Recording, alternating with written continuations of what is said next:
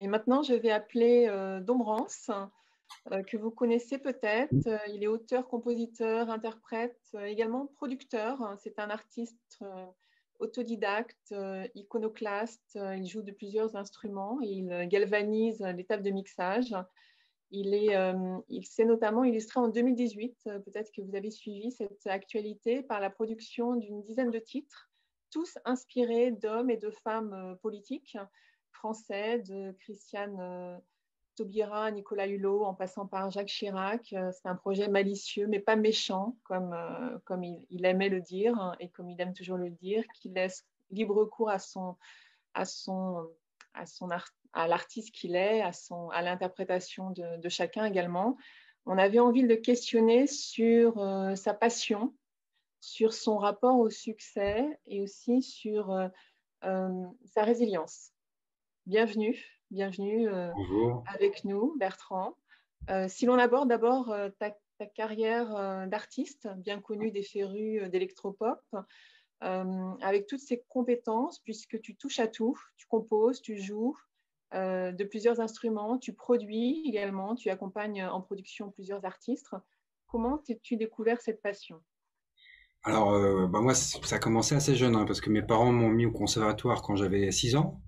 Donc, j'ai commencé par le violoncelle et très rapidement, dès que j'ai pu commencer à faire des vrais morceaux au violoncelle, vers l'âge de 8-9 ans peut-être, j'ai vraiment ce souvenir d'un premier morceau où je jouais. Il y a une émotion qui est très forte qui est apparue et en jouant du violoncelle, j'ai commencé à avoir des frissons qui m'ont parcouru le corps.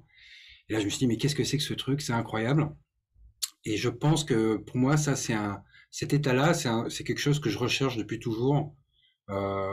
C'est quelque chose que j'ai recherché dans mon apprentissage, et puis c'est quelque chose que je recherche toujours en tant qu'artiste, c'est d'essayer de retrouver cette émotion et ce caractère qui est tellement particulier dans la musique, qui permet de créer des émotions, et en plus un langage qui est universel. Donc moi, c'est quelque chose qui me passionne totalement. Donc je suis corps et âme voué à passer ma vie à explorer tout ce que je peux explorer dans la musique, parce que voilà, ça me passionne et ça m'intéresse énormément. Alors, tu as accepté également de témoigner sur un plan plus personnel. Tu as accepté de nous parler de ton rapport à la maladie, comment tu vis avec une polyarthrite palindromique, comment tu apprivoises, si on peut utiliser ce terme, hein, ces crises, la douleur récurrente dans ton quotidien et aussi dans ton actualité d'artiste. Alors moi, c'est arrivé il y a 5 ans maintenant. La maladie est arrivée. C'est une maladie que je connais bien parce que ma mère a une polyarthrite, donc bon, c'était un poids quand même dans la famille. Et bon, quand c'est arrivé, ça n'a pas été hyper simple pour moi parce que quand on est musicien, bah, les articulations, c'est un peu on les sollicite un peu tous les jours. Donc au début, ça a été un peu difficile. Et puis très rapidement, je l'ai accepté. Et puis surtout, c'est un peu en préparant cette intervention que je me suis mis à réfléchir un peu à tout ça. Et c'est vrai que moi, j'ai évolué dans ma façon d'être sur scène. C'est-à-dire qu'aujourd'hui, je suis tout seul et je suis entouré des synthés qu'on peut voir autour de moi. Et c'est un peu comme si, donc avant, moi, j'avais des groupes, je fais de la guitare, de la basse, et c'était des instruments qui sollicitaient énormément les articulations. Et j'ai changé finalement sur scène. Maintenant, je suis donc avec mes synthés. C'est un peu comme si un violoncelliste passe un violoncelliste se met à être chef d'orchestre. Et c'est un peu ce que je fais en fait. C'est-à-dire que je fais un peu moins d'instruments, mais je pilote des instruments et j'essaie de faire danser les gens. Et je pense qu'inconsciemment, en fait, j'ai adapté à la fois artistiquement mon travail et je l'ai adapté par rapport à ce que mon corps ne peut plus vraiment faire. Et je l'ai pas vécu comme une contrainte, mais c'est comme quelque chose de naturel. Et justement, c'est pas une contrainte dans le sens où aujourd'hui je me suis jamais aussi bien senti sur scène. J'ai pas réfléchi à ça avant de changer de ma façon d'être sur scène, mais en réfléchissant justement et en préparant, quand on avait discuté ensemble par rapport à tout ça, je me suis dit, mais c'est vrai que c'est intéressant parce que je pense que j'ai transformé une énergie et je me suis adapté. Et cette transformation participe aussi au fait que là, je me sens mieux sur scène et bah, peut-être aussi que la maladie, ça m'a permis d'évoluer quelque part et il y a quelque chose de positif qui en a découlé. Et donc, il y a une façon de gérer cette énergie par rapport aux crises ou Bah, c'est sûr économiser que, cette énergie ou... disons que je paye tout effort physique, je le paye derrière. Donc il y a forcément une notion de gestion. C'est surtout pour les concerts en fait, parce qu'il y a une débauche d'énergie qui est forcément supérieure. Donc il faut juste. Après, moi j'ai appris à m'adapter suivant c'est mon corps aussi s'adapte au fur et à mesure, suivant mon état le lendemain. Enfin, quand les dates s'enchaînent, que c'est plus compliqué, mais voilà, après, c'est marrant parce que je pense on parlait si on parle de l'énergie, par exemple, de scène, moi, quand j'ai commencé, c'était très compliqué. Je dépensais beaucoup trop d'énergie sur scène. Et on peut penser que c'est une énergie physique, c'est-à-dire que on va trop faire. Mais en fait, je pense que c'est pas qu'on fait trop, c'est qu'on pense trop. Et en fait, on pense souvent à l'énergie physique et on pense pas à l'énergie mentale. En tout cas, moi, à l'époque, je n'y pensais pas. Et je pense que j'ai commencé à beaucoup moins dépenser de l'énergie à partir du moment où la scène est devenue ma maison. Et aujourd'hui, j'arrive à faire, quand j'arrive sur scène, je sais exactement là où je suis. Et je dépense beaucoup moins d'énergie, c'est-à-dire que je suis beaucoup moins fatigué à la fin d'un concert qu'à mes débuts. Et donc, le travail par rapport à la maladie, c'est un peu pareil, c'est-à-dire que finalement, on arrive à adapter même son expression physique et donner l'impression qu'on donne beaucoup, mais finalement on donne un peu moins, mais on donne un peu différemment. Et l'expérience de la scène, ça m'a aussi peut-être aidé à adapter ma façon d'interagir avec ma maladie. Justement, si on parle de cette scène, de ces concerts, j'imagine qu'il y a un formidable ascenseur émotionnel, hein, il va falloir gérer cette énergie physique, mentale, mais il y a toute l'énergie sans doute émotionnelle qui vous flambe, peut-être, qui te Oui. flambe. Alors, Comment on gère l'avant, le pendant, l'après ouais, j'ai pas la mal entendu parler gestion.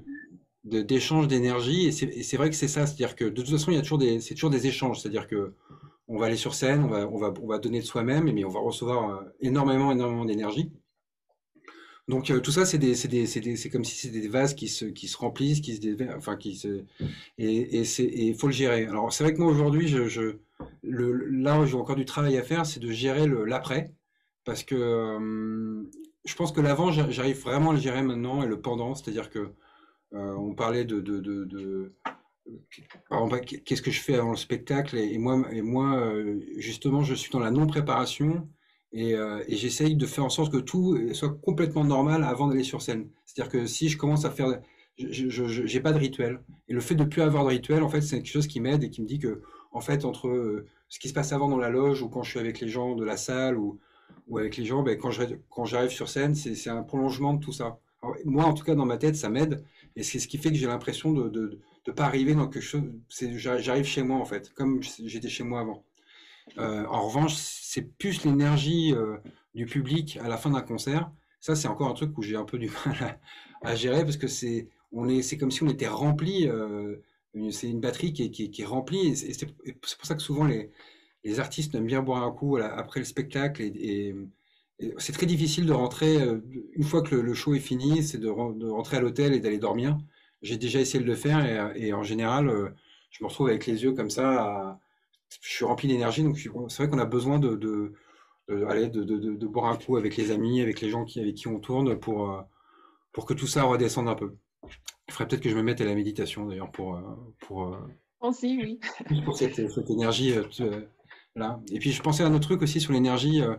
C'est marrant parce que parfois, là c'est plus en tant que producteur ou réalisateur artistique qu'on va travailler avec des jeunes artistes ou même des artistes confirmés, mais qu'on va aider à réaliser leur album de musique. Ce qui est très intéressant souvent, on est là pour canaliser une énergie, c'est-à-dire de faire en sorte qu'ils ne partent pas dans tous les sens et les canaliser, d'avoir un peu une vision globale et une vision finale un peu et pour les aider. Et donc on canalise leur énergie. Et encore une fois, là, il y a un vrai échange d'énergie, c'est-à-dire que en faisant ce travail-là, il y a une énergie positive qui est extrêmement importante, moi, en tout cas, c'est quelque chose que j'adore, c'est que travailler pour les autres, ça me donne beaucoup d'énergie. C'est pas la même énergie. C'est une énergie qui est encore différente de l'énergie de la scène ou l'énergie de la satisfaction par rapport à mon travail. C'est que c'est une énergie qui est très directe. En plus, c'est une satisfaction qui est très directe parce qu'on a tout de suite l'artiste qui est en face de vous et qui va dire ah mais super et qui sent qu'il avance dans son projet. Et ça, c'est des énergies qui sont hyper intéressantes. Alors, lorsqu'on avait échangé pour préparer cette interview, on parlait d'énergie physique et tu m'avais dit que contre toute attente, c'était pas les concerts où tu étais au top de ta forme qui se déroulaient le mieux. Finalement, tu avais des concerts où tu arrivais à plat après des heures de vol, pas le temps de dormir et finalement, ça se passait super bien sur scène. Bah oui, parce qu'en fait, ça revient un peu sur ce que je disais sur l'énergie mentale, c'est que parfois c'est de trop réfléchir qui vous fait perdre beaucoup d'énergie. Je pense qu'aujourd'hui je le gère mieux, mais c'est vrai que il y a encore 10 ans, je me retrouvais quand j'étais très fatigué, je pouvais faire un concert on pouvait faire un concert incroyable avec mon groupe par exemple, alors on n'avait pas dormi parce qu'on avait voyagé énormément et qu'au bout de 3 escales, enfin, et puis le concert était magique parce que on était dans un tel état euh, comme il y a l'énergie du pluie qui, de toute façon fait qu'il se passe un moment un peu particulier et très énergisant. Le fait d'être vidé physiquement, bah, ça permet aussi d'avoir un moment où on est sur scène sans se poser de questions et tout ça. Et je pense qu'aujourd'hui, j'arrive à cette étape plus naturellement. C'est-à-dire qu'en fait, je me suis rendu compte, j'ai analysé, je me dis, mais c'est fou quand même, ces moments où je suis fatigué et pourtant le concert est super, alors qu'il y a des moments où j'ai l'impression d'être super prêt. Par exemple, on va répéter, c'est un concert hyper important, donc on va essayer de bien se préparer, d'être au top et tout ça, et finalement, on fait le concert, il y a un petit truc qui va pas, et tout d'un coup, on perd un peu on perd un peu pied, et puis le concert, on passe à côté, quoi. Et des fois, c'est vrai que on voit beaucoup se préparer, et puis finalement, on est déçu parce qu'on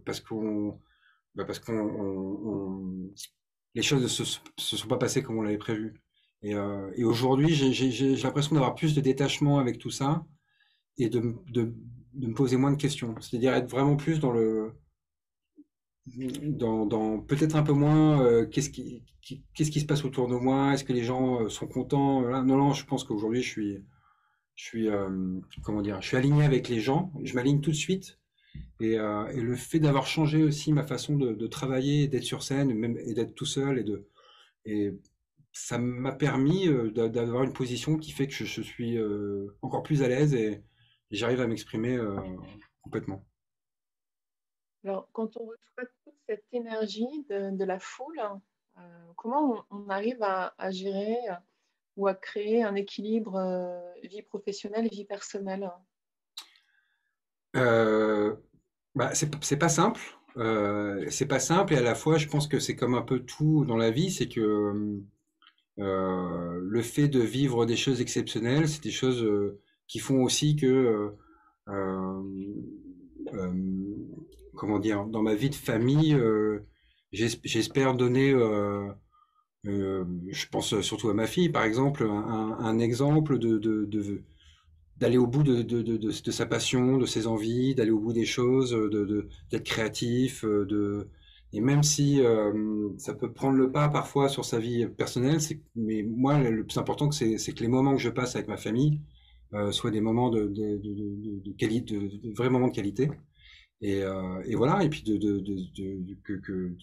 pense on sait que chez moi en tout cas à la maison, tout le monde est conscient que ma passion est un driver hyper important. Ça a toujours été mon driver de toute façon. Donc, ma femme, elle m'a épousé.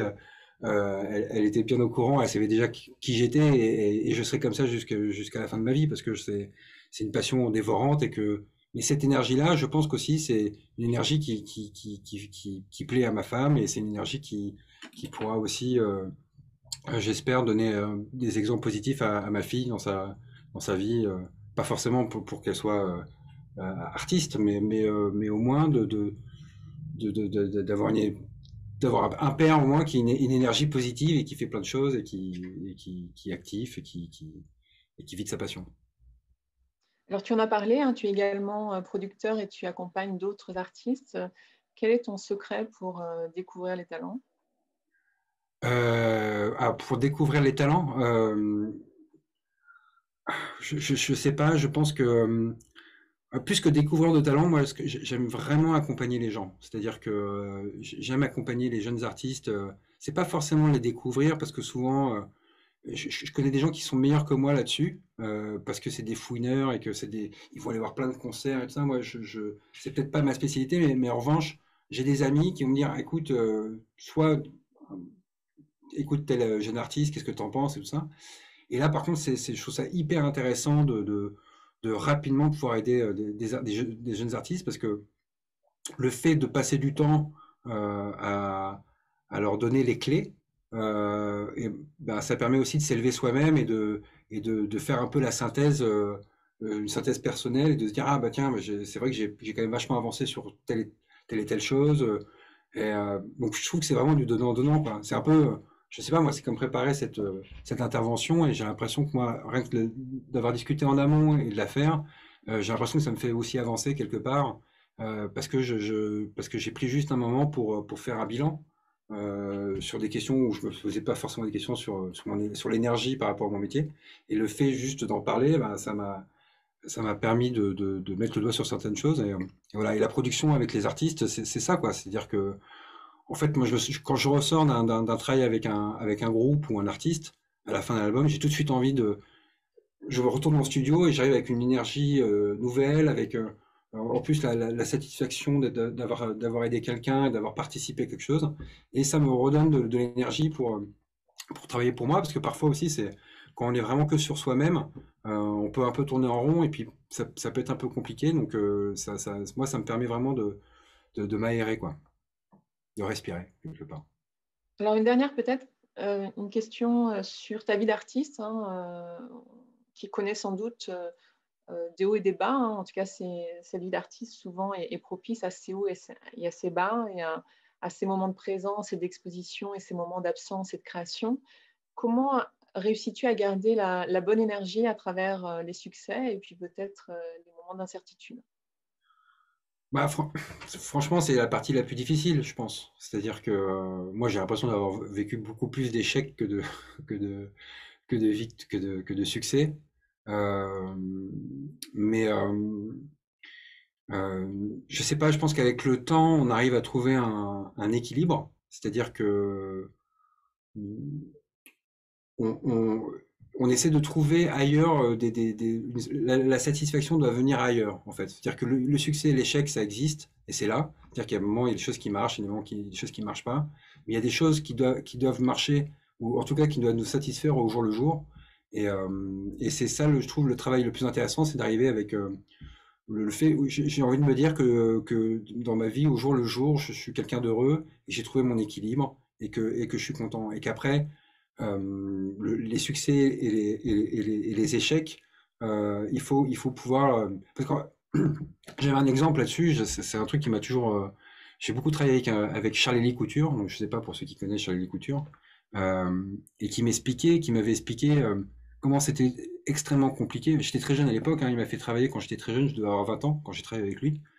Et quand il a sorti son premier album, qui s'appelle Poème Rock, avec Comme un amour sans elle, l'album a vendu presque 1 million d'exemplaires. Et, euh, et il m'expliquait comment c'était très très compliqué pour lui, de toute façon, d'avoir vécu un tel succès à cet âge-là, et de toute façon de pouvoir jamais retrouver ce succès-là. Et moi, je sais que ça m'a beaucoup marqué, et je me suis dit, bon, bah, de toute façon, il faut trouver des moteurs dans ma vie qui soient autres que ces moteurs-là, que ce soit le moteur du succès ou de l'échec. Il faut que je sois. Par exemple, le moteur de ma vie de famille, c'est un moteur qui est pour moi presque plus important que le moteur du succès ou le moteur de l'échec. Par contre, le moteur de la création, c'est pour moi un moteur extrêmement important et qui est le moteur de la création, qui est un moteur qui est complètement différent, qui n'a rien à voir avec le succès ou l'échec. C'est-à-dire que moi, je suis musicien, je suis artiste. Et d'abord, ce que j'aime faire, c'est d'être dans mon studio et de créer et la satisfaction, je la retrouve en créant et en composant. C'est-à-dire que c'est presque un plaisir solitaire, c'est-à-dire que j'ai une jouissance, voilà, c'est ma jouissance artistique, je suis en train de créer, et ça, c'est en dehors du fait du succès ou de l'échec, c'est-à-dire que il y a personne, à part moi-même, qui va juger ce que je suis en train de faire. Mais le plaisir que je fais à le faire, ça, c'est un moteur qui est extrêmement important pour moi. Voilà, je sais plus où j'en étais, mais... C'est à l'intuition, ton énergie artistique, ton énergie créative? Alors moi, c'est ce qui me passionne le plus. Enfin, ça m'a toujours hyper intéressé, les questions d'intuition, d'inspiration et d'intuition, surtout l'intuition. Moi, j'ai l'impression d'être arrivé il y a 3-4 ans, je suis arrivé à un état où j'étais vraiment bien et j'ai réussi à... Ça, je ne sais pas comment expliquer ça, sur l'inspiration, comment les choses viennent pour un morceau, des choses comme ça, mais même plus que ça, c'est vraiment d'être dans un état comme une antenne où l'inspiration et l'intuition arrivent à plein pot, à 300%, et on arrive à un moment à faire en sorte que son esprit, euh, je sais pas comment, l'intuition, c'est comme anticiper le futur en fait. Mais sauf que c'est juste, euh, je ne sais pas comment exprimer ça. C'est-à-dire que moi, j'ai lancé mon projet politicien, là, qui est pas qui est un peu compliqué à expliquer comme ça en 2 mots, mais c'est plus facile si vous allez voir ce que je fais. Mais moi, j'ai vraiment, le projet s'est lancé et l'histoire est complètement véridique. C'est que j'étais dans mon studio, j'ai commencé à faire un morceau et en jouant, j'ai joué un synthé. Et le synthé, quand je jouais du synthé, j'entendais le synthé faire François Fillon, c'est François Fillon. Ce qui est complètement absurde, je le conçois, mais moi, ça m'a fait rire. Et quand j'ai fait ça, je me suis dit, bah, je vais aller au bout de ma blague, je vais faire ça pour faire rire mes copains, et je vais faire un morceau qui s'appelle François Fillon, c'est François Fillon. Mais sauf que dès la première journée où j'ai fait ça, j'ai eu l'intuition. Je pense que à partir du moment où j'ai fait ces notes de synthé et j'ai entendu ça, tout mon projet et tout ce qui s'est passé pendant les 3 années après, c'est comme si j'avais comme l'intuition, quand c'est arrivé, j'ai fait, ah ouais, là il y a un truc. Parce qu'après, je savais qu'il se découlait tout un travail autour de l'image, de ce que j'allais faire sur scène, tout mon travail et tout ça. Et donc, c'était comme une explosion, une explosion d'intuition. Donc, en une journée, tout a changé. Et après, tout a été très, très rapide. Donc ça, comment est-ce qu'on arrive à cet état-là? Je pense que c'est aussi une question d'expérience, le fait de la créativité, c'est aussi estimer qu'on est créatif. Parce que je pense qu'il y a beaucoup de gens qui pensent qu'ils ne le sont pas, mais je pense que c'est faux. Mais par contre, ça se travaille. Et c'est pas une question de répéter des gammes, c'est de se dire, je vais créer, et c'est-à-dire, je pars d'une page blanche et j'essaie de faire des choses. Et l'intuition, c'est un peu pareil, je pense. Et là, j'étais arrivé à un moment où j'étais totalement ouvert, et tout s'est ouvert, et voilà. Et après, on recherche toujours un peu ces moments-là où c'est des moments un peu exceptionnels où on ne sait pas pourquoi, en une journée, il y a des évidences qui se créent comme ça. Et j'essaie de maintenir un peu ce niveau d'éveil quelque part.